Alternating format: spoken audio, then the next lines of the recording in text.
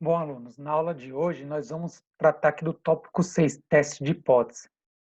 E o que fala esse teste de hipótese que nós vamos ver? Nós queremos ver se o coeficiente estimado da variável independente, ou beta que nós estimamos, se eu posso considerar que ele estatisticamente ele afeta a variável dependente. Então, embora saia um número lá, o coeficiente, eu quero saber se eu posso confiar estatisticamente que aquele coeficiente, né, ou seja, a variável independente vai afetar de fato a variável dependente. Por exemplo, suponha que eu rodo um modelo com a variável independente anos de escolaridade e a dependente renda. Tá? E aí o modelo estimula o beta, o coeficiente.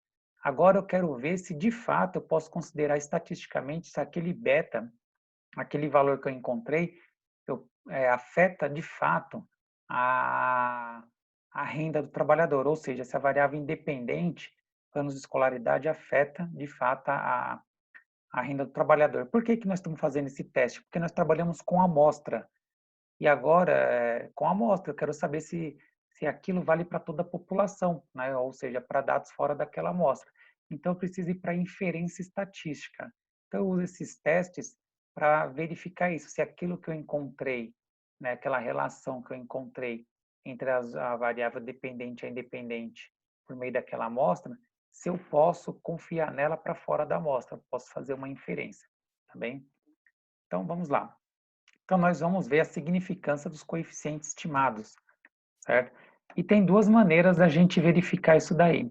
Uma um pouquinho mais complicada, que é a estatística T, e a outra, o chamado p-valor, que é muito mais fácil. Nesse vídeo, eu vou gravar apenas sobre a estatística T, tá? No próximo, eu gravo sobre o p-valor. A ideia dos dois testes, é o quê? É você fazer um teste de hipótese, né? Onde a hipótese nula é que o coeficiente estimado, o seu beta da variável independente, é considerado estatisticamente igual a zero. E a hipótese alternativa é que ele é diferente de zero, tá? Se no caso você fizer o teste e der que o seu beta é estatisticamente igual a zero, você aceita a hipótese nula, isso significa que a variável independente sua não afeta a dependente, ou seja, isso é ruim para a gente, tá? Caso contrário, se der que o seu beta é estatisticamente diferente de zero, aí significa que a sua variável independente afeta sim, você pode considerá-la que ela afeta sim a variável dependente, tá bem? E aí você pode confiar isso para fora da amostra. É claro que essas informações que nós estamos fazendo esse teste teriam que ser seguidos além de uma série de testes complementares, né? Porque isso aqui vale se várias suposições do seu modelo forem satisfeitas, né? Acontece que isso nós não vamos testar nessa disciplina, né? Na disciplina de econometria, no próximo semestre, o professor vai fazer vários testes para quando você fazer essa análise que eu estou fazendo com vocês agora, você confiar plenamente nela, tá bom? Bom, e se sua variável você considerar que ela não é estatisticamente significante, você tem que tirar ela do modelo, tem que excluir ela do modelo, tá? Na verdade, naqueles testes que eu falei que o professor vai ensinar para vocês no próximo semestre, né, por meio deles, você pode tentar resolver alguns problemas que aí tornem sua variável, seu coeficiente estatisticamente significante, né? Agora, se mesmo com aquelas correções ele continuar não significante, ou seja, seu beta for considerado estatisticamente igual a zero, aí você tem que tirar sua variável independente do modelo, tá bom? Bom, então vamos começar falando sobre a estatística T, que é a parte mais difícil. Então, para realizar o teste, a primeira coisa que você precisa saber é o intervalo de confiança ou nível de significância, tá? Se você trabalhar com intervalo de confiança de 90%, significa que seu nível de significância vai ser 10%. Se você trabalhar com um nível de intervalo de confiança de 95%, seu nível de significância vai ser 5%. Se você trabalhar com intervalo de confiança de 99%, seu nível de significância vai ser 1%. Então, você pode falar ou você pode se referir ao intervalo de confiança ou nível de significância. Normalmente, pessoal fala mais do nível de significância, tá? Isso você decide, você que decide qual é esse intervalo de confiança ou nível de significância que você vai trabalhar. E você vai indicar para o software, você indica para o software isso daí, tá? Então lá no software você vai ter que avisar. Bom, uma vez que você definiu o nível de significância, isso aqui é uma curva de distribuição de probabilidade, né? Aqui no caso da TED-Student. Então, quando você define, por exemplo, vou trabalhar com um intervalo de confiança de 95%, ou seja, um nível de significância de 5%. Significa que essa área aqui do meio, aqui, ó, da distribuição de probabilidade, representa 95%, tá? E os extremos aqui é um teste bicaudal, 5%, né? 2,5 em cada um. Tá? Aqui eu pus em porcentagem em decimal, porque a saída do software vai estar o valor em decimal. Então, o valor dessa área, né? Tá bom? Então, não confundir, se vai estar em decimal na saída do software, é o tamanho dessa área. Isso aí nós vamos utilizar na análise do p-valor, tá? Então, aqui por hora, você tem que saber que essa área aqui vai ter 95% e aqui 2,5, 2,5 para dar o 5. Se eu tivesse falado um intervalo de confiança de 90%, aqui ia ser 90%, ia ter 5% desse lado e 5% desse. Essas áreas rachuradas no extremo, tá bem? Bom, esse 0,025 é 2,5% em decimal, tá? Bom, essa área de 95% no nosso caso aqui, ela é a área da hipótese nula, que é H0, tá? Então, é um termo estatístico, vocês provavelmente devem ter visto na aula de estatística, tá? Então, e essa hipótese nula, eu estou testando se o meu coeficiente estimado da minha variável independente é estatisticamente igual a zero, tá? Bom, então, quando você pegar a sua estatística T e cair nessa área aqui, ó, o valor estiver nessa área aqui, ó, você não rejeita a hipótese nula, ou seja, não rejeita a hipótese que seu coeficiente estimado é igual a zero. Tá bem? Por outro lado não. Aí se cair aí, você não vai rejeitar a hipótese nula, isso vai significar que estatisticamente sua variável independente não afeta a variável dependente, tá? Então, agora, se cair na região rachurada aqui dos lados, a gente fala que é a área de rejeição da hipótese nula, ou eu posso dizer que é a área que eu não rejeito a hipótese alternativa, H1 é a hipótese alternativa, tá?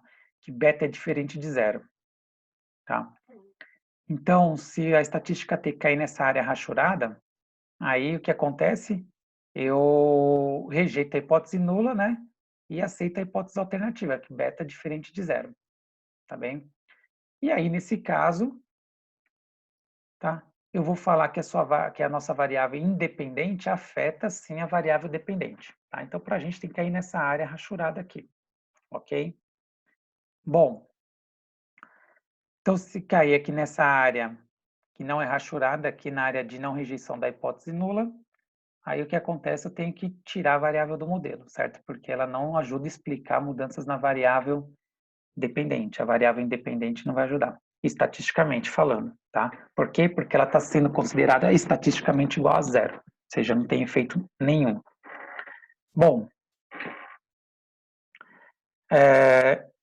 aí o segundo passo, além da definir o intervalo de confiança, eu tenho que, em seguida, achar os limites desse intervalo, que é esse ponto aqui, ó, o valor daqui desse ponto e desse outro, o limite inferior e superior da estatística T.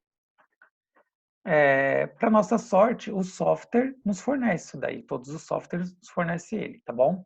Então, eu chamei de TI aqui, a estatística T inferior e TS, estatística T superior.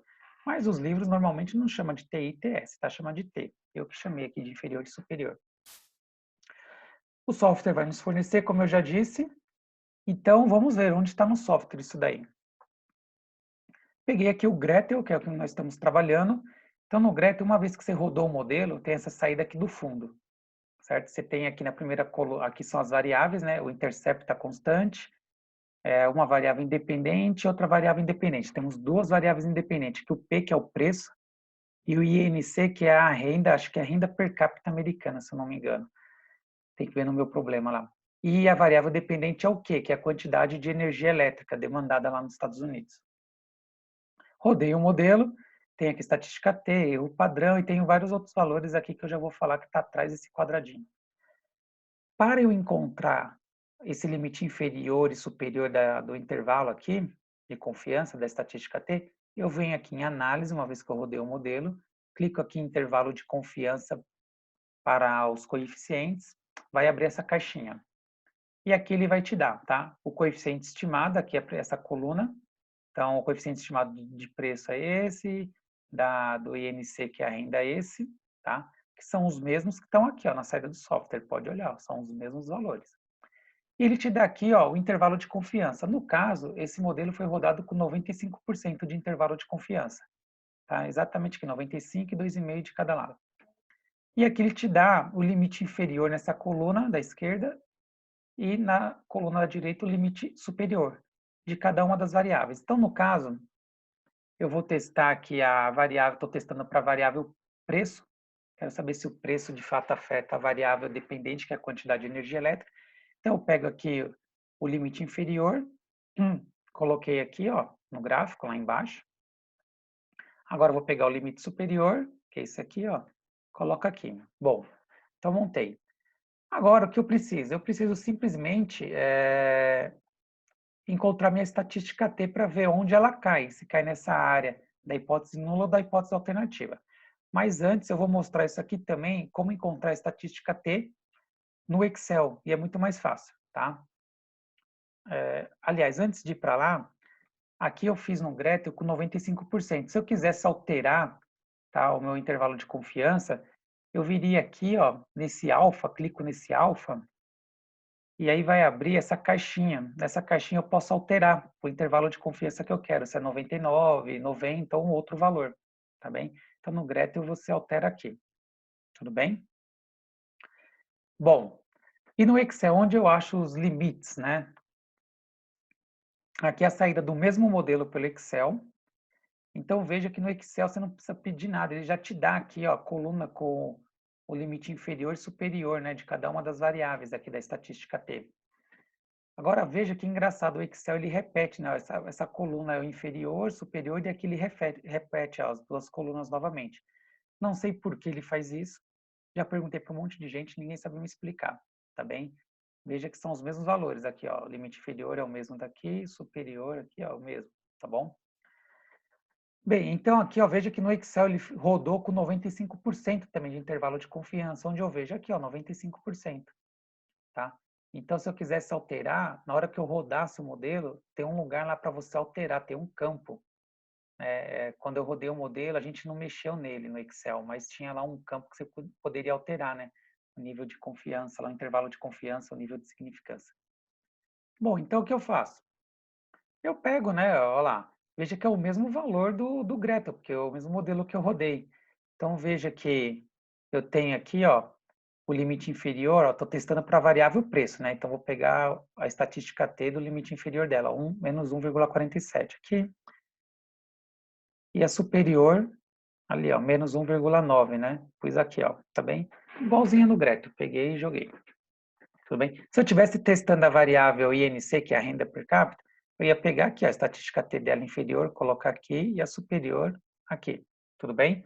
Então, eu já te mostrei onde você pegar a estatística T no Excel ou no Gretel. Agora, a gente precisa da terceira informação, que é a estatística T do coeficiente estimado, que é por meio dela que eu vou verificar, né, se a variável afeta mesmo, a independente afeta a dependente ou não. Pois bem, então, o software também nos fornece ele, tá?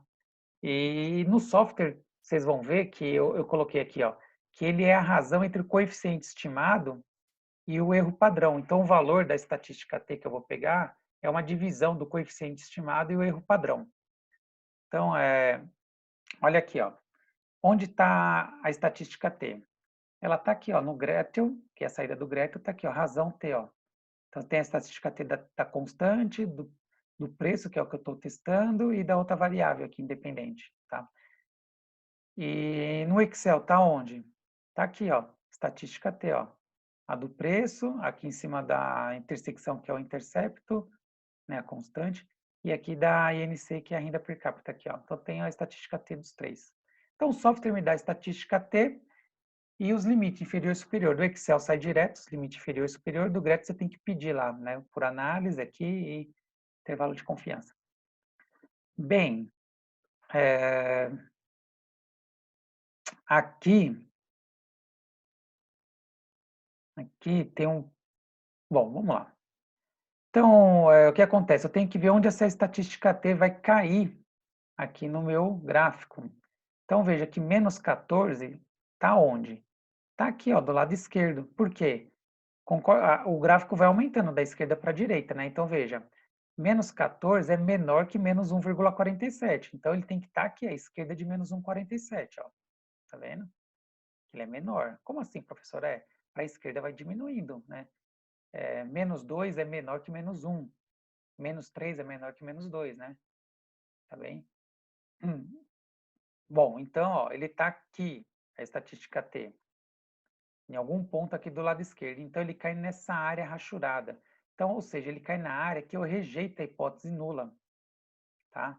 E não rejeita a hipótese alternativa, que é o H1, que é beta diferente de zero.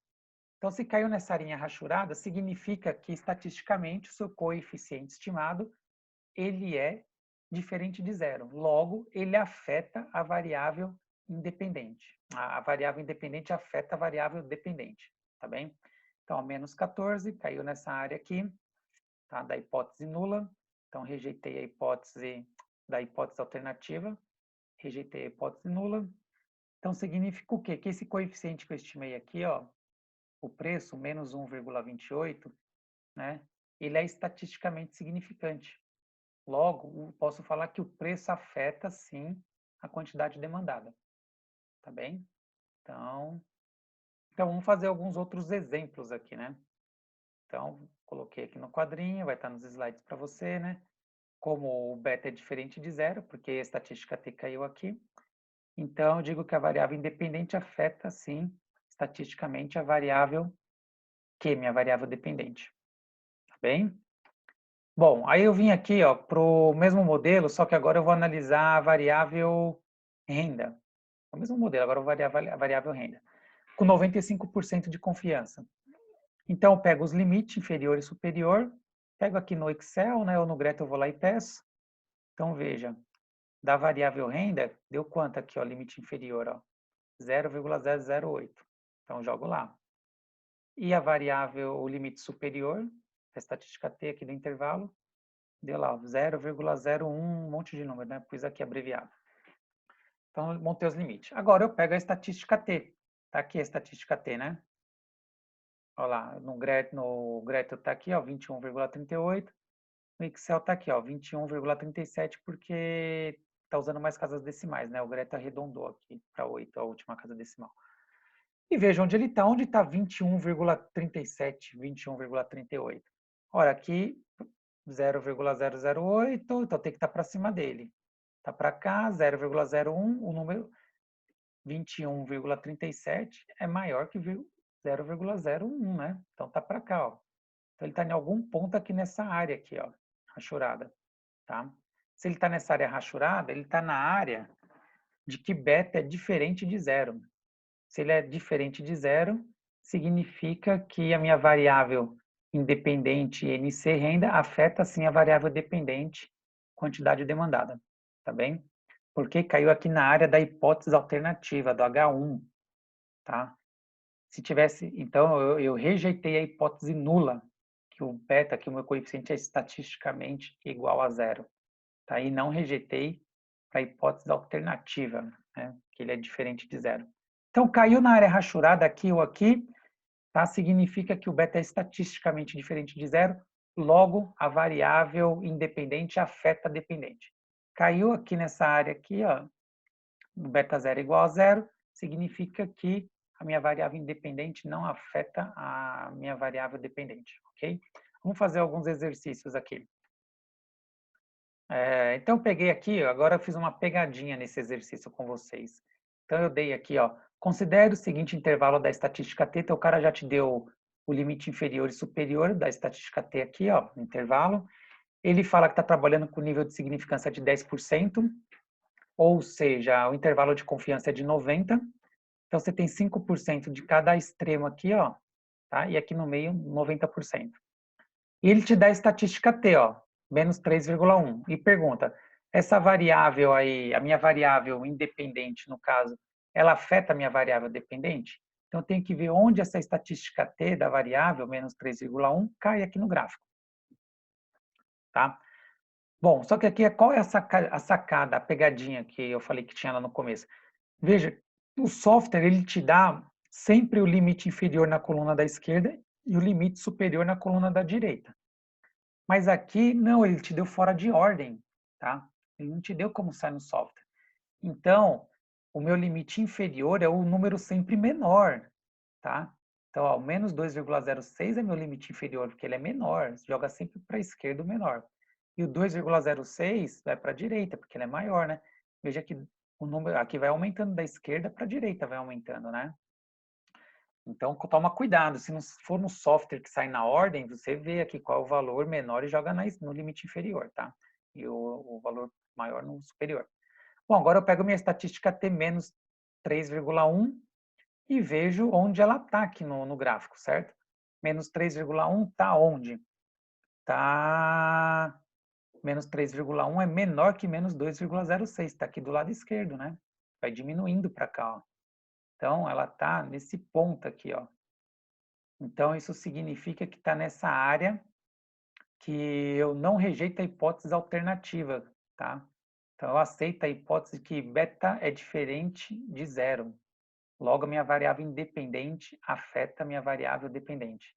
Eu estou na área que eu rejeitei a hipótese nula, né? Que o beta é igual a zero. Rejeitei, sabe? Que cai aqui, né? Então, logo, minha variável independente afeta... Veja que eu posso falar a mesma coisa de várias maneiras diferentes, né? Eu falei que caiu nessa área, que é a área que eu rejeito a hipótese nula. Então, se eu rejeito a hipótese nula, eu aceito a hipótese alternativa. E qual é a hipótese alternativa? O H1 aqui, ó, beta diferente de zero. Tá? Então, beleza.